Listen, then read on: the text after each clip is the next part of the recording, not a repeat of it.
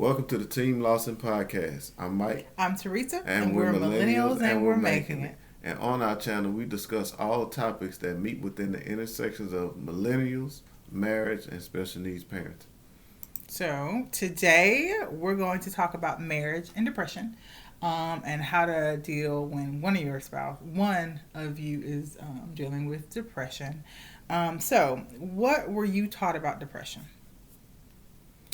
Growing up as a kid, I'd hear people say, they were depressed, but, we didn't even really know what that meant. You know what I Yeah. mean?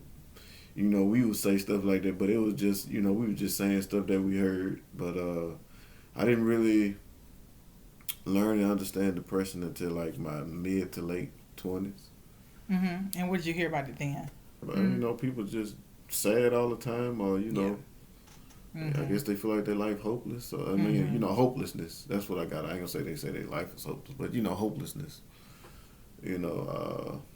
Emptiness of void or something, That's Yeah. what I thought. Yeah. But how did you feel about depression before you got married before you got married to me and before having a kid? So, before I got married, um, depression was somebody who was sad all the time. And it wasn't like a direct or explicit conversation that was had. I don't like depression wasn't talked about. Like, I don't remember. I'm sure there were people in my family who had experienced depression. Maybe. Yeah, I know now, yes. But, like, it wasn't something that was talked about. I think the first time that I can remember like having there being an explicit conversation about depression was in church. And so the church has notoriously not been excellent at dealing with mental health, but this particular evangelist, he prophetically said, and it was like throwing a rock in a pen of caged dogs. Like, it was bound to hit one of them. But he's like, some of you women in here have anxiety and depression medication in your purse. You need to come put that medicine on an altar and quit taking that stuff and let the Lord do. And so, like, even then, I was younger, probably teenage. I feel like I was in college and I'd come home for the weekend. So, like, and I'm pretty sure that was the case, even then, because I had just started, I think that was around the time when was dealing with depression, and my roommate was like, I think you should go talk to your doctor. She didn't say depression. She's like, you're not feeling good, eh? Go talk to your doctor and see what he says. And so the doctor was like, I think you're depressed. You should probably go to counseling. Didn't really recommend any medication, but recommended me going to counseling. And so I was dealing with that in that context. As impressionable as I was, hearing that, I think that kind of shaped how I dealt with the depression that I dealt with and the anxiety that I dealt with for years. And I could see how someone who was not a church kid could see that, or somebody who was not a church kid who was not familiar with a Pentecostal church service could see that and be like, oh, like, you don't take medicine for depression anymore? Oh, okay. And I'm not saying you have to take medicine for depression, but I'm saying that the views the information that I was given for depression was not at all complete when I was younger. And I don't think that is for most people. I don't think most people really understand what depression is and how it works when someone you love is dealing with it. Back up, I'm the depressed one. Yes. So before you do the three keys, the first time when you recorded this, because this is the second time we're recording, and it's not my fault, he forgot to press record. So you asked me a really good question. You asked me, how did I deal with depression before I got married? And I didn't. Hmm. I know now like how depression and anxiety works for me because I am dealing with it, and so I get to talk to counselors about it. I get to talk to my doctor about it. I created an accountability group for me to be able to talk to people like, hey, I'm not doing good this week, and so they can talk to each other about me, like how is she doing this week.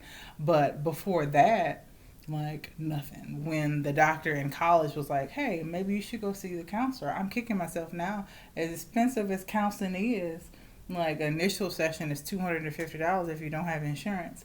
Like I could have went for free. Mike's three tips. So, my three tips when dealing with someone with depression: you have to have patience first. Patience, because it could be trying and it could be tough some days.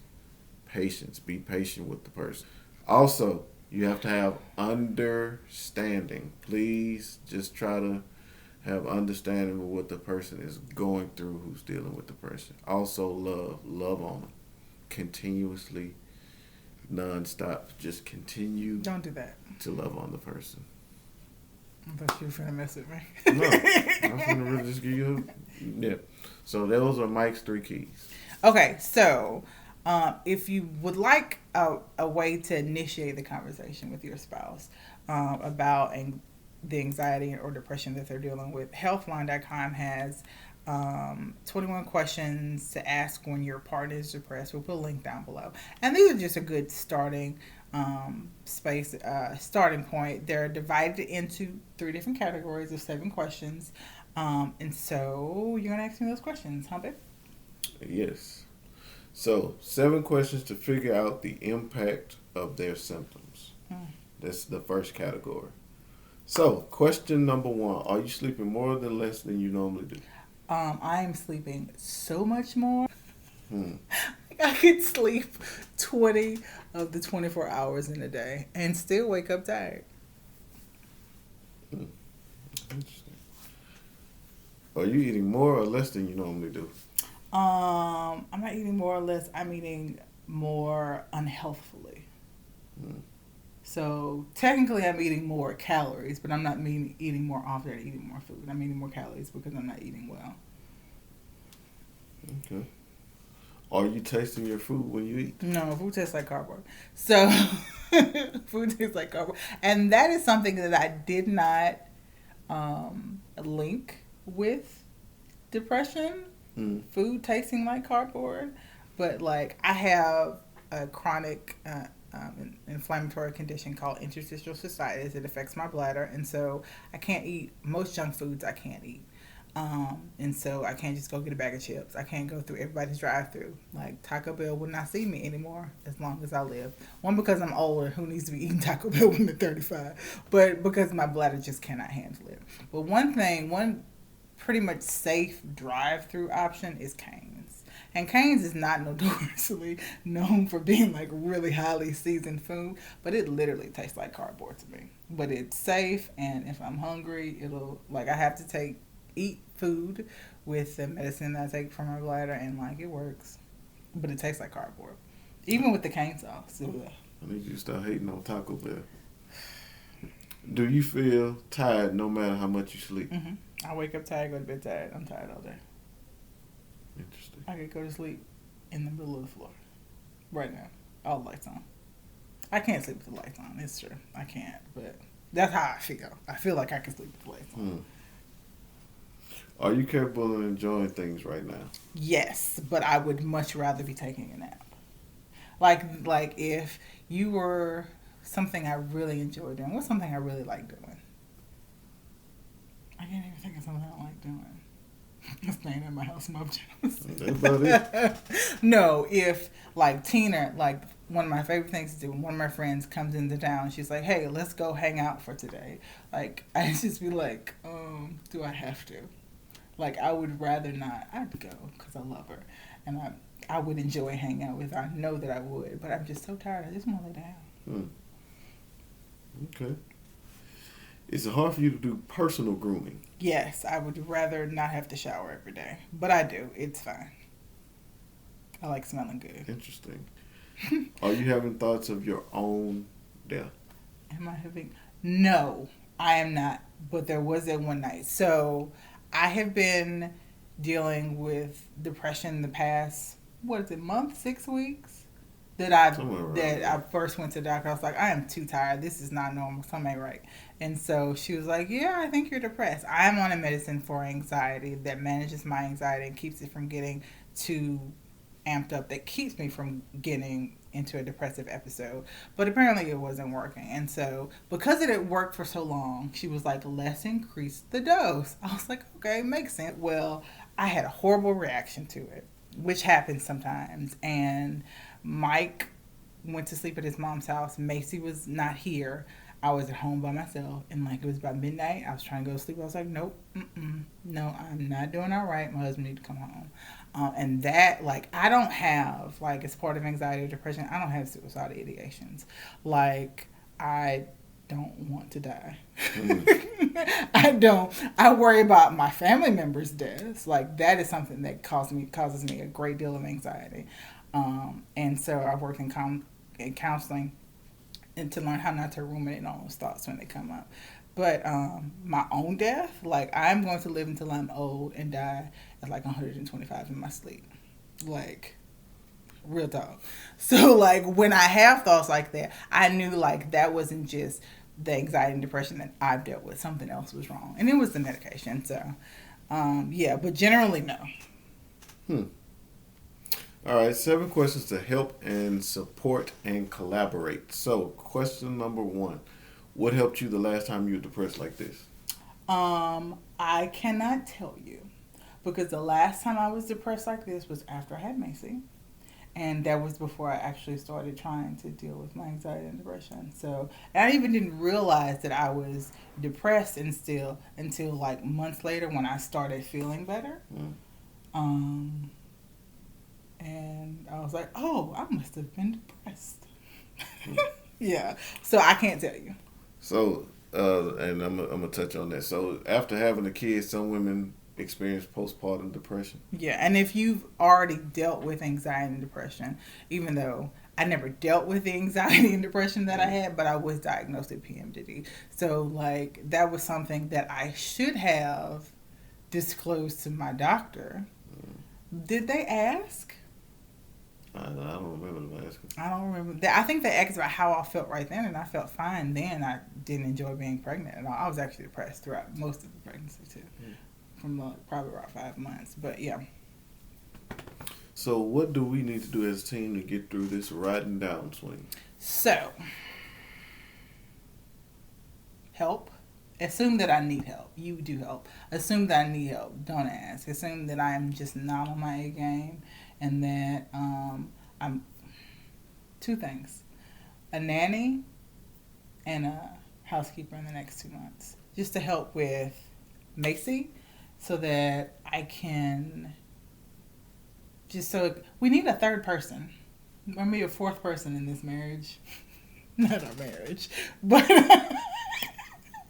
She trying to create entanglements.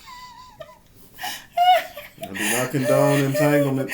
Did I press record? Shoot. I did. Okay, good. But no, seriously though, like that is, I think it's been something that has been a great point of contention for us. Like we want our house to look a certain way. We don't have the energy to do it. Like I don't know what to tell you. Like I can't. And like we need somebody to come in once or twice a month to help us clean, and then somebody to help us with Macy. Macy had a Macy mood. Macy today. Macy today, bro. And so we need a buffer. We need a buffer for the kids. So I think that is something we need to focus on in the next couple of months, making sure we get that established, which is hard to do, I know, with everything that's going on. But oof, that would be helpful. Hold on. Let me go back to the question. Okay.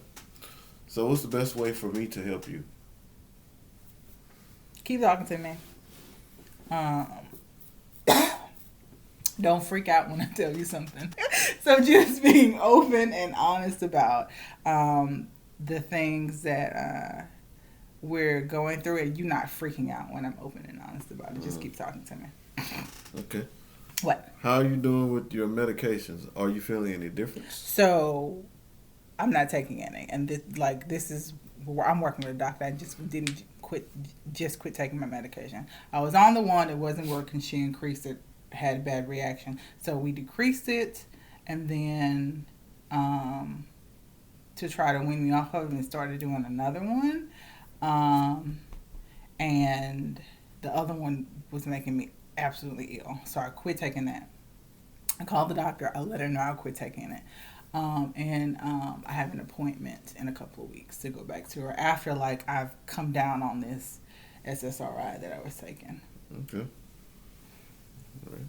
So, who can we call to help us get through this time? So you can call the rest of my accountability team. I got him and two friends. There's a group text message. I let everybody know how I'm doing. Which is really important. And the people that I can talk to each other about me. You can just call them or text them and be like, hey, this is going on with Theresa. What should I do? I'm going to call and say, hey, come get her. I mean, you can. I need a vacation. We all need a vacation. We do. We need a vacation and from each other. Okay. What do you need from me?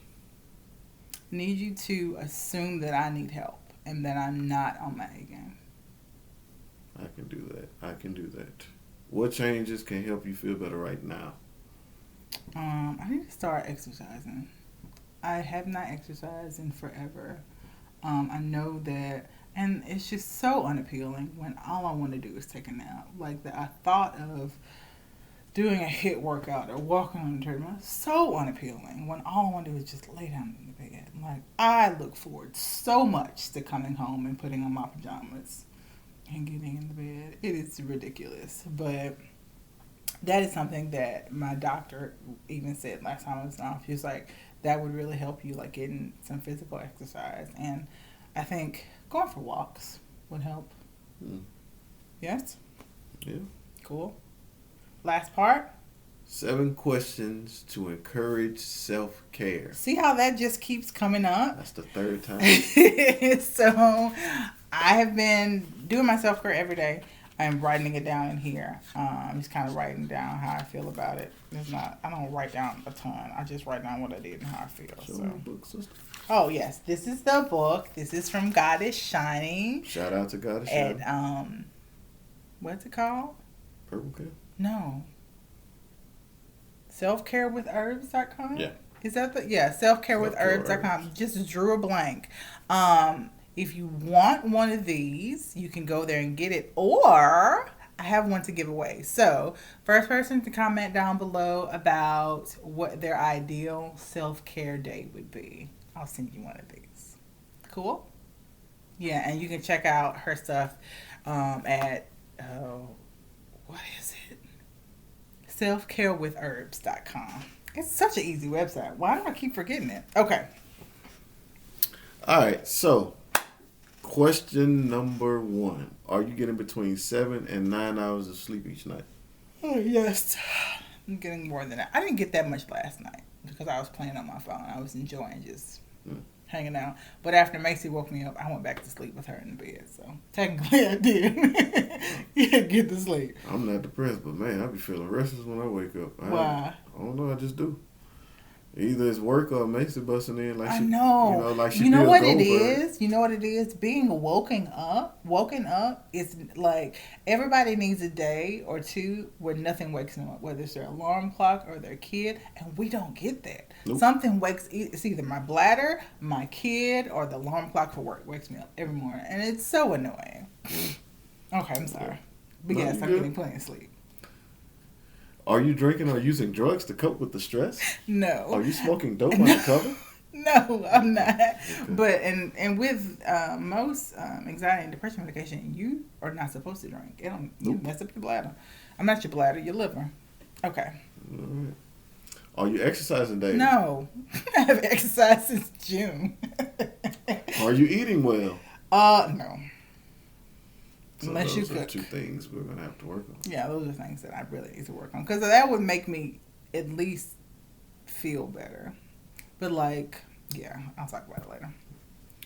Are you experiencing physical symptoms like headaches, insomnia, or digestive issues? So I'm coming down on it I'm coming down off an SSRI, and so basically I'm going through withdrawal. So that's what happens with the brain zaps. Mm. Not experiencing any insomnia. I sleep just fine. Some nights I'm restless, but I take a milligram of melatonin and it's fine. And I'm sleep in 20 minutes, which is not me. It normally takes me hours to go to sleep, but Mm. I go to sleep just fine. I had a headache for like 4 or 5 days when I first started taking the other medication. And I'm not saying the names of medications simply because I don't want anybody watching this and thinking, oh, that medication didn't work for her. If my doctor asks me to do that, take that, I'm going to say no. Because, like, you just have no idea. There's so many different medications or different classes of medications and then different types of medications in those classes. So, yeah. But right now, yes, I am. But also, medicine affects people in different ways. Yes, it's true. So, This is true. And then medicine can affect the same person different ways mm, over an extended period of time, which is why I'm always careful not to be so critical of people who won't take medication or stop taking their meds, or because sometimes you can be taking your medications just how you're supposed to and still feel bad mm. because you gained a lot of weight or because your hormones change. I think women have it kind of worse off with our hormones fluctuating throughout the month and then over time. Like, it may also have something to do with the fact that I'm going through perimenopause and I've started that. So, Mm. who knows? So, just because medicine affects her a certain way doesn't Right. mean it affects you that way. Right. All right. So, next question: do you have people you can talk to who understand what you're going through? So Yes. basically, has anyone else experienced what you're experiencing right now? Yes. Like, and are going, yes, my accountability partners. That's why I chose them, because one, they have different points of view, but they've personally gone through those type of issues and dealt with doctors and medication and like, it was one of my accountability partners who I had, she called me and she was like, I'm taking this and it's not doing well. I was like, maybe you should call your doctor and see what they say. And so I was dealing with depression myself, and so I hadn't talked to her. And we would normally talk a couple times a week, but I hadn't talked to her in a couple of weeks, and she just called to see how I was doing. And first she was like, I'm doing great. Thank you for telling me to call my doctor. We switched some stuff up, and I've been feeling amazing. I'm like, oh, great. I feel like crap. She's like, maybe you should see your doctor. I was like, oh, I'll take my own advice given back to me that I gave you a couple of weeks ago. But yeah, like, so the people that are on my team, they know what I'm going through and they know me, but they've all gone through it themselves and they know how it is dealing with doctors and counselors and insurance. Ugh, but yeah, we've been our deductible this year, so. So you're saying, I mean, so let me ask you. Mm-hmm. You said gone through, so they're not experiencing They the may, yes. depression no more? Are they Well, still going through that depression? Well, see, here's the thing: depression isn't like static. So it's not like your depression is more ebbs and flows. So like you could be fine for years and then something happened or medication stopped working or you need to start taking medication and you have like a depressive episode, and it shouldn't last incredibly long. You should be able to work with your doctor, and the goal is to come out of the depressive episode. So someone who deals with depression may not be depressed right then. So both of these women have dealt with depression. Mm-hmm. One of them is dealing with the depression right now. Mm. But last question. So Really, last one? Yeah. Oh, yeah. I think you kind of touched on it though, with what you was just talking about. But I'm gonna ask it anyway. Where can you locate resources to help you? Okay, for women, you get an appointment with your general practitioner every year and with your OBGYN every year. You can go to both, and they're, if you have insurance or if you have Medicaid, they're covered at 100%. Talk to them about how you feel. Like, my doctor always asks me, like, the whole reason that I started taking medication, because I did not go seeking it. Even after Miss Jenny said something about it, I finally found an OBGYN and a doctor that I really felt comfortable with. And they asked, so how have you been feeling? Have you been dealing with anxiety? Have you been feeling this? And they had like a questionnaire to ask, like, how are you feeling? Many doctors' offices don't do that. So if you're feeling like you're having some issues, mention it there. You have two different, not free, but doctor's appointment, because you pay for your health insurance, but doctor's appointments that are covered, that you can talk to two separate individuals about how you feel and get separate, different opinions. Um, don't be hesitant to talk to your faith leaders. A lot of times churches have information about services that you can get in the community if they don't have a counselor in the church. Um, and those are some good questions not to ask. We have to talk about those. Um, talk to your partner, your spouse. Talk to your friends about how you feel. And I think it's important for people to know what not to say when someone says, "Hey, I've been feeling kind of sad." "Oh, that's the devil. You're so blessed." Like, yeah, maybe, but you saying that doesn't help. So some things not to ask if someone comes up to you, someone that you care about comes up to you and confides in you that they're not doing so great. First one, don't you see how lucky you are? Wow. Focusing on gratefulness is a really great practice to help with anxiety and depression. Um, it's something that I've incorporated, especially when I'm having really hard times, just to, because what happens is you feel bad, and so you start focusing on the things that make you feel bad. But just focusing on the gratefulness and things that help you feel good, just having a grateful disposition is helpful. You telling someone to be grateful may come across as you diminishing how they feel. Yeah. Yeah. You want to do the next one? Why are you making such a big deal about this small thing? And so here's the thing.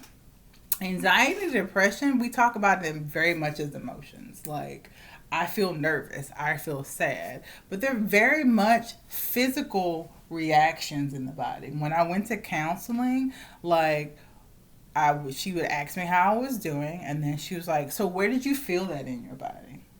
Because there is a physical reaction that happens first in your body before anxiety or depression begins.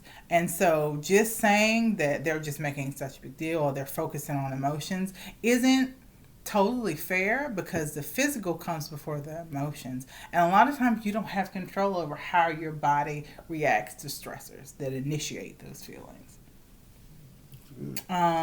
Do you feel better now? People who deal with anxiety and depression deal with it every day on some sort of level. And it's all about managing and coping with. These are long-term illnesses, and we don't look at them like that. We look at them as So what she's saying is it's situational not the things. flu. Yes, it's not the flu. Like, oh, you have a UTI. Here, take this medicine and you'll feel better in 2 to 3 weeks. That's not how it works. With chronic illnesses, you have good days and the bad days. I have a chronic bladder condition. So I have days where I go to the bathroom like a normal person, and I have days where I eat something or I'm overstressed and my bladder reacts, and I go to the bathroom every 30 minutes. So I'm in constant pain. Like, that's kind of how depression and anxiety works. I have days where I feel fine and have really good days, and I don't worry about being anxious, and I don't. I haven't had a day in a while where I feel like getting out of the bed, but I have all the energy, and I. But there are some days where and weeks where I don't feel great, and that is just it. Like, and so asking someone if they feel better now is dismissive to the fact that even they're not doing something wrong if they don't. Mm-hmm. Like, it's okay if they don't. And a better question would be to ask, how can I help you today? Yes. Agreed. Because what you need today, it may be nothing. I just may just want to hang out, and or how can I help you um, um, deal with whatever today. I'm tired. That's also dealing with patience. Yeah. That's one of the keys. Okay, this next one. So this is a good question not to ask. But I find myself some days asking it anyway, and I shouldn't. But, I ask it out of concern. So I try to make sure it's a situation that I can help with or fix when I ask this question. But it should be avoided. What's the matter with you? I'm depressed. What you mean, what's the matter with me? Like a general condition, it's the mood for the day. Sorry. And there's the question comes from something happened. Go this way for the camera. Something happened. There was an antecedent. And then there was cause and effect. Antecedent and effect. I can't think of the other word. Antecedent is the cause. Just say cause. There was a cause and there was effect. And if I fix the cause, then I can change the effect. That's what people feel. But the cause, when the cause is depression, the fixing is managing your depression. There's not a specific thing that you did or anybody else did to make me feel this way right now. I'm having an issue with my body, and so we're managing the issue with my body. Go ahead. So before I go to the next question, yes, I learned cause and effect in school. What was that you was just trying to antecedent. Say? Antecedent, and it's a fancy term. They had it on all of Macy's paperwork. Her ABA stuff. The antecedent is the cause, but there's another word for effect. I forgot. I can't think. I'm tired. Go ahead. We're just gonna say cause and effect. Yeah. All right. So, what do you have to be depressed about? Is another question you should avoid. I don't know how would you even answer that? I have nothing to be depressed about, but I still feel depressed. So what does that make me, a horrible person? That is not a particularly polite question to ask. No, it's not. I agree with you on that. What do you have to be depressed about? You know what? I think I've heard that come across from a pulpit, because I think a lot of the thinking around depression is you are sad. And I'm not sad right now. I'm actually happy. I'm just depressed. Depression is a physical reaction to external factors. And once your body has this physical reaction, it's about getting the body out of this kind of negative feedback loop. And so I had the anxiety for this long period of time, and my body was like, okay, can't deal with the cortisol and adrenaline. So this is what we'll do. We'll depress all of your responses to this cortisol and adrenaline so we can, protect your organs, protect your sanity. We'll just depress it. Well, it's hard to function when you can't feel. But that's my body just trying to protect me from the anxiety. And so, no, I'm sorry. I don't feel better yet. My body is still working on it, and we're going to get it together.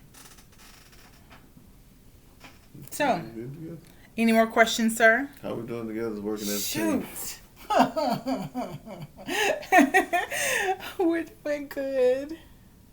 What's the positive? Thank you so much for cooking dinner tonight. First of all, me and my child are spoiled. My husband cooked dinner while I was fixing Macy's hair, and she was yelling at me about combing her hair because I had to wash it and stuff today.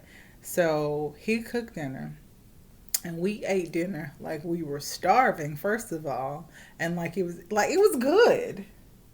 It was really, really, we both had seconds. Mace, I fixed my plate. Mace was trying to eat my plate. No, Daddy, go fix it some more because this is good. I want to eat it and I'm going to get some more. But thank you so much for cooking dinner. What I need to work on. Don't assume that I'm cooking dinner. That can go both ways. That can go two ways. So you're positive. Like I said, you taking care of yourself. You trying to fight through this, and what you will. I'm not fighting through this. I mean, because that would mean I'm fighting my body. Well, no, that's not what I'm saying. I mean, you trying to, I'm working through this. Yeah, that's what I'm Thank you. saying. Did you just roll your eyes at me? Yes. I rolled my eyes at you earlier in the video. But We're so tired. Our child literally put us through it today. And so it's not us. We're just tired. Our nerves are frayed from dealing with a child who didn't want nothing to do with us today. Couldn't stand us. So make sure y'all like this video, share it. Mm-hmm. Because even though we're tired, we're still going to work to get this information out to y'all. Oh, gosh, Michael. Come on now. But like I'm saying, what were you saying? You working through it. Okay, You doing what you got to do. What you can work on, like I said, exercising and taking and eating correctly. Any of those things. You don't want to, but will you got to do what you don't want to. Will you go for a walk with me? Yes, I will. Because that seems more appealing than walking on the treadmill right now. Or doing a HIIT workout. I thought about doing some squats the other day. She was just do 10 squats. I was like, nah, I'm going to go lay down. All right. Is that it? Nope, that's not it. What? You have to give the people the information to reach us. Oh, don't forget, guys. It's our goal to create a community that's both inclusive and encouraging. So if you were encouraged by our content today and you felt included, please don't forget to like, share, and subscribe. We're Team Lawson on YouTube, and we have a Facebook page, Team Lawson, as well. On Instagram, we're Team Lawson 225. We've had a lot of follows in the past. You're seeing this at a different time than we're recording it. In the past few days, we've had a lot of follows, and we appreciate all of you. I try to make sure I follow all of you back because I want to see what y'all doing as well. If you have any, if you want more resources on things that we've talked about, or if you would like any us to cover any topics in the future, you can email us at teamlawson225@gmail.com. You can call our Google number at 504-252-0531. We need to get a P.O. box. I keep forgetting to do that. We live right up the street. But when we get there, we'll put that in the description box down below. Don't forget to comment down below if you want one of these. First one to comment on what would be their ideal day of self-care. I'll get that to you. And also, don't forget to like, share, and subscribe with somebody who may have, issues with, I don't want to say. What are you talking about? Like, share, and subscribe to somebody. Who might need to watch our video. Share this with somebody who you feel like will benefit from watching. Who will benefit from it. Also, like she said, make sure you go like our social media page. I said that already. Why are you repeating it? I'm cutting all that out. You don't have to put it up. All right, guys. We'll see you in the next video. God bless you.